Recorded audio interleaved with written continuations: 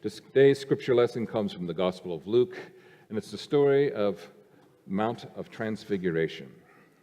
Hear this good word. About 8 days after Jesus said this, he took Peter, John, and James with him and went up onto a mountain to pray. As he was praying, the appearance of his face changed, and his clothes became as bright as a flash of lightning.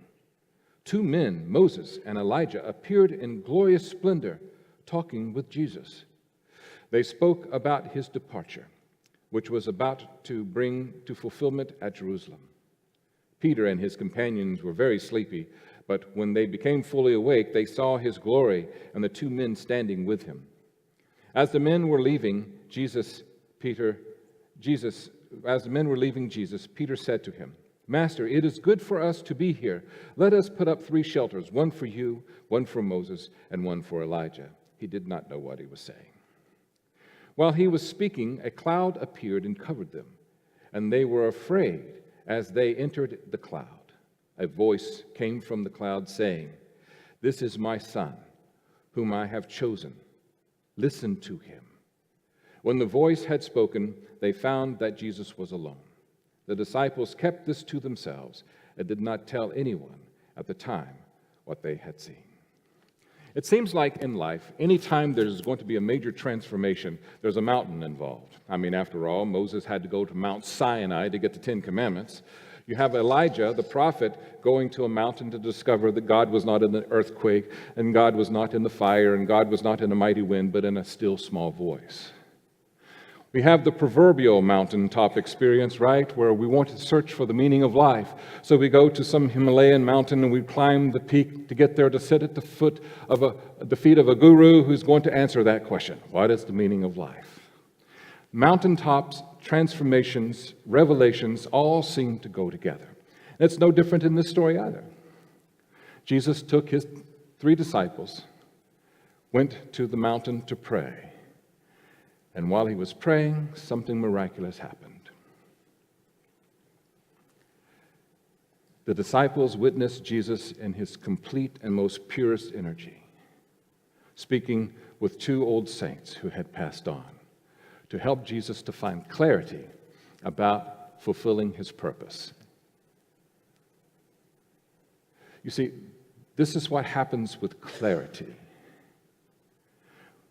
When we take time to be fully centered and fully know deep within ourselves, then we experience this energy. Some people can actually see the aura, but you can always feel it, right? When you're in the presence of someone who's very powerful, very strong, very charismatic, you can sometimes feel them walking in the room before they arrive, because with clarity comes power. Now, one of the things that we notice in this experience as well is this. As Jesus is going to the mountaintop to seek clarity, he does not travel alone. He had the saints of the past, Elijah and Moses, but he also had his disciples. And as the disciples traveled to the mountaintop with Jesus, they did not travel alone. They had each other. They had Jesus. But one thing all of them experienced was a presence of the divine in their midst. Now, the story says that a cloud covered the mountaintop. This is a very typical theme in Hebrew literature, in Hebrew scripture.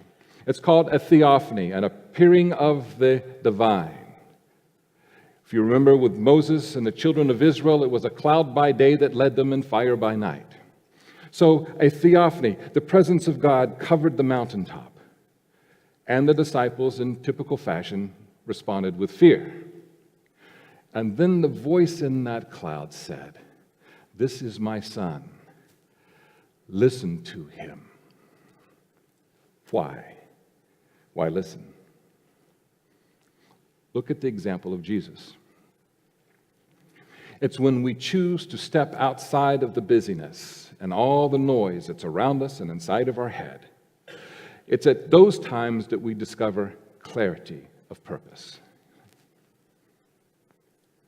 And with clarity and purpose, we also discover our power. The more clear we are about things in life, the more clear we are about who we are, the more clear we are about our purpose and what we are going to do, the more powerful we are to accomplish it. So listen. Listening means taking the time to listen to that still small voice. And whenever we have clarity, we become empowered. Now look at the story of Jesus here. With the clarity that he had the strength to take the risk to fulfill his purpose, which meant he would be arrested, he would experience severe pain and persecution. That would become his mountain. And Jesus was not going to compromise his purpose or his soul, which I believe the two are one, for anything, even in the face of this kind of suffering. He was not going to compromise himself, because to do that would be to fail not only himself, but his eternal self as well. Now, we can look back in history and see many people who did this. Nelson Mandela, once upon a time, had very clear purpose, very clear on what he needed to do for his people in South Africa. And even though he was pounding rocks in a prison for 26 years, he never lost his clarity. And he was the one who became the president of South Africa and brought both the white and the African people together, because he had clarity in his purpose. Martin Luther King Jr., he didn't start out the civil rights movement, but he became the face and the leader of it. And in spite of the persecution and the police and the arrest, even in the threat that he would be assassinated for what he was doing, he kept on marching. Most recently in history, a young girl from Pakistan named Malala, who believes every child, especially girls, should have the opportunity for education. We as Americans take that for granted. Not all countries have public education. And in fact, whenever you see the reports on Arkiva.org, which is a microloan organization that we contribute to, most of the people in all of those stories, as their financial means become better, they're so proud because they can now send their children to school. You see? So in spite of the fact that Malala was shot in the head for proclaiming this, she continues to proclaim it. You see? With clarity of purpose, we find ourselves empowered. Fulfilling our purpose will at times require risk. Now, to be courageous, what does that mean? I heard it said like this once: courage is not the absence of fear. Courage is, in spite of the fears, you still do what you need to do. And when we know for sure who we are and what we're wanting to accomplish in this world, then we have the courage to step sometimes into the abyss because we don't know how it's going to end, but we choose to do it anyway. I'm reading a wonderful book right now. A few years ago, I met an artist, sculptor from Florence, Italy, and graduate from the Florence Academy of Art named Marusha Nita. And I was able to take an online Skype sculpting course with her. And of course, after 30 hours of sculpting and teaching and being with each other, we became friends. So she posted on Facebook this book and a summary of it, and it is the You Must Change Your Life, the story of Rainer Maria Rilke and Auguste Rodin. Rilke was a romantic poet. Auguste Rodin was a great sculptor. Now, most of the times when I read books, sometimes it takes a chapter or two before I really get hooked. If I'm not hooked by 5, I usually set it down because, well, it's not a book for me. This book hooked me in the first few paragraphs. Now, Rachel Corbett is the author of the book that I'm reading. But after she had finished college, she found herself in that wandering wilderness space, not sure of who she was, what she was going to do with her life. And her mother handed her this book, Letters to a Young Poet by Rilke. She read it, and after she finished reading the book, she just had the sense that, wow, this has given me direction. This book has touched me deep in my being. I've read books like that, right? It may be an autobiography, a biography, or even a fiction where you identify with the character so profoundly that when you finish reading the book, you just hold it to your chest thinking, wow, what an incredible journey I just took with the people in this story. That was the case for her. And it was only after reading the book and its power to help her to find her direction in life that she thumbed through the very front of the book and she found this. There was an inscription on the book for her mother, who received the book at the same age that Rachel did. This is why her mother gave it to her. She thought it would help. And the inscription said this: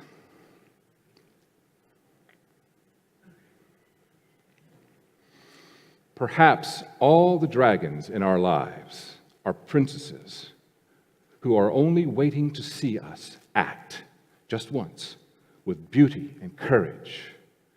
Perhaps everything that frightens us is, in its deepest essence, something helpless that wants our love."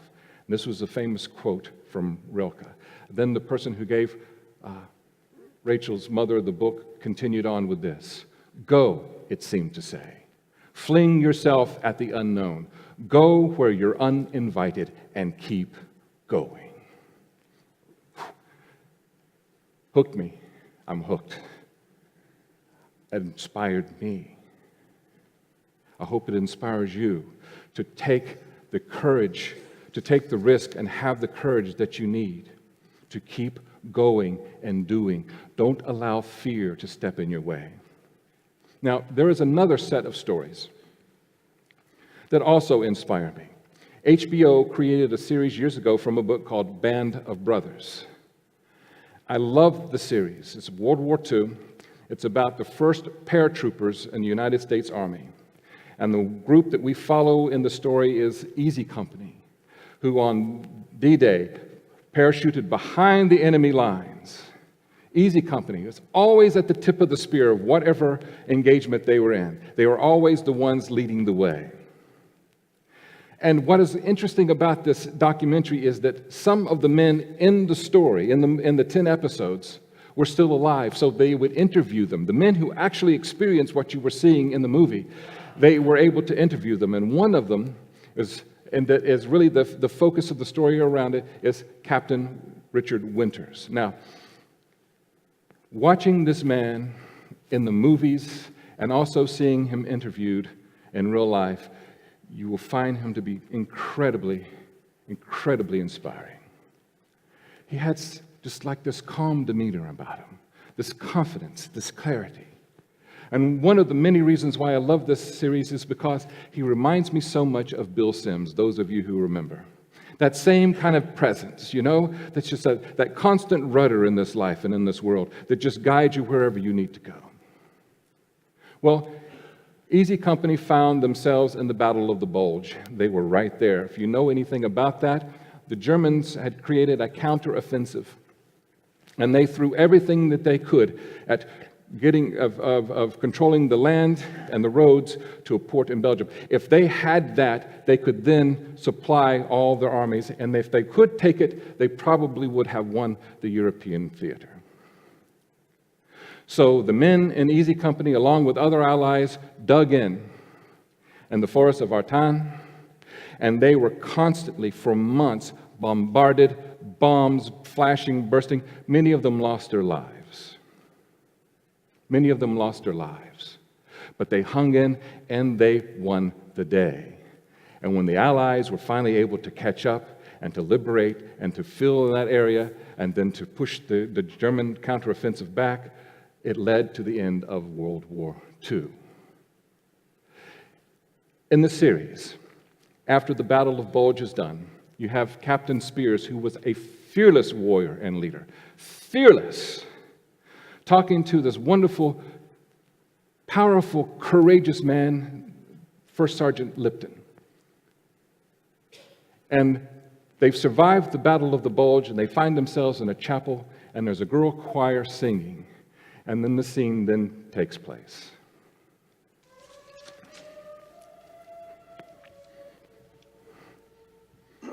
What is it? Nothing. I better get back to battalion before they disappear.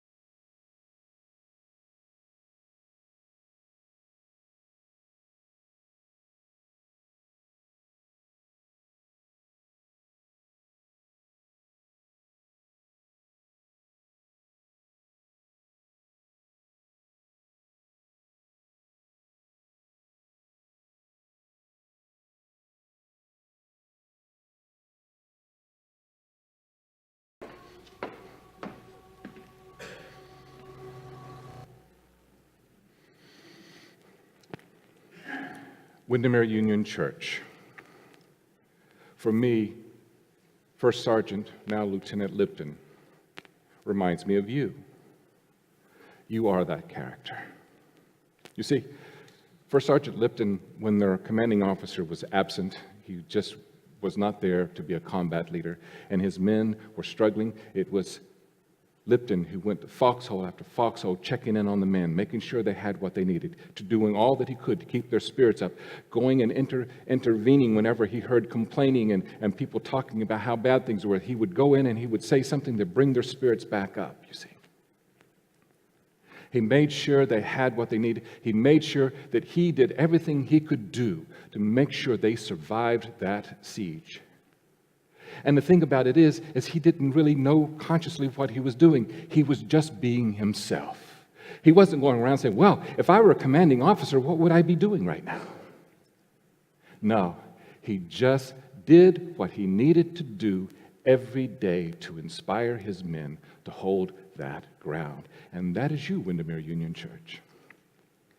You come here day after day, week after week, month after month, year after year, and many of you have no clue on the impact you have on the lives of people who come here. Why is that? Because you don't come here every day and week and month and year saying, whose life can I change today? You just come here being yourself, serving as you do. Some of you in bigger ways and some of you in smaller ways, but all of you here, sharing your energy, sharing your spirit, sharing your stories, you see. And it's you who makes this community of faith this incredible oasis of humanity in a crazy, crazy world.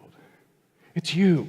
You are the most loving, beautiful human beings I have ever encountered in my life. You see, as each and every one of us go to climb our Mount of Transfiguration, as each and every one of us are searching for clarity and purpose, as each and every one of us start going on our journeys, you have to have a base camp before you start climbing the mountain, right? And base camp is where you meet your guides. Base camp is where you rest and you re-energize yourself to take the next stage. Base camp is where you get all the nutrients and all the nurturing that you need to go that next stage. And Windermere Union Church, you are base camp for every human being who in this place, who comes to this place ready to climb their Mount of Transfiguration. And you guide them up to the point where they have to go the journey by themselves. You see, whenever we are on that mountain climb, whenever we're taking that journey of clarification and purpose, we never do it all alone. There is a whole host of saints from our past and saints in the present who are cheering us on all the way. Windermere Union Church, you give yourselves in the most genuine, humble, and powerful way. You are transforming lives as you are being transformed. Ultimately, while our journey to transfiguration for each and every one of us, there's a voice that if we take time to listen, it's the voice of the divine saying, go, climb, dive, go for it. You have this, and we have you. Thus ends the lesson.